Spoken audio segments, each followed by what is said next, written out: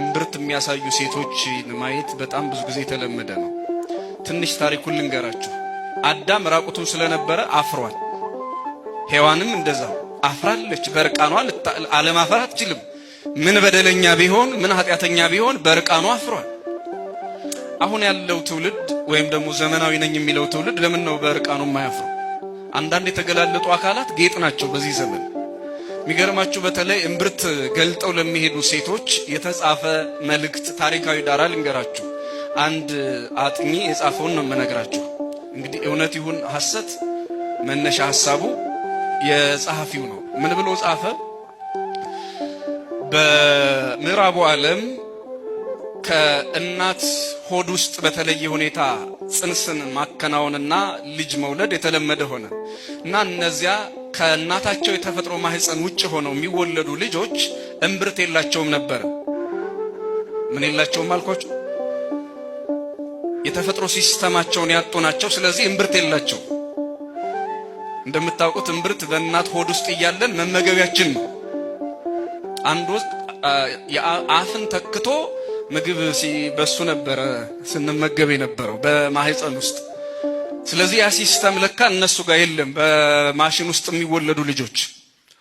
ስለዚህ ከአደጉ በኋላ እያፈሩ እምብርት ድብልብል ሙቀጫ ስለሚመስሉ ይሸፍኑታል።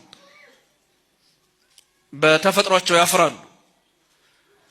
ይሄንን የሚቃወሙ ሰዎች ደግሞ ስህተትን በስህተት መቃወም ፈለጉና እኔ እናቴ አመጣ የወለደችኝ በእናቴ የምኮራ ሰው ነኝ ለማለት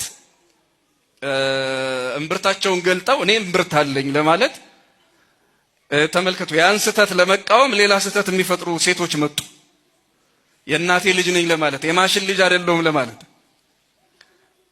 እና ሌላው ዓለም ላይ ተቃውሞ ያመጣው ነው እርቃንነት።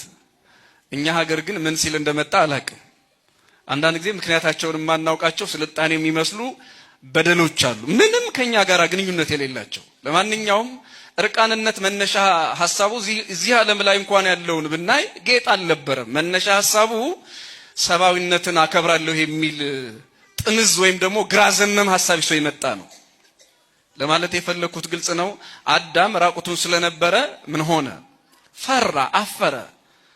ይሄኛው ዘመን ግን ጸበለስን ፍሬውን ብቻ አይደለም ግንዱን በልቶታል፣ ቅጠሉን በልቶታል፣ ስሩን በልቶታል። ከጸበለስ የቀረው ምንም ነገር ያለ አይመስለኝም።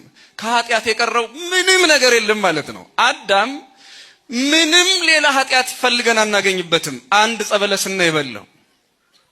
ልጆቹ ግን እንዳልኳቸው የበለሱን ፍሬ ብቻ አይደለም ከግንዱ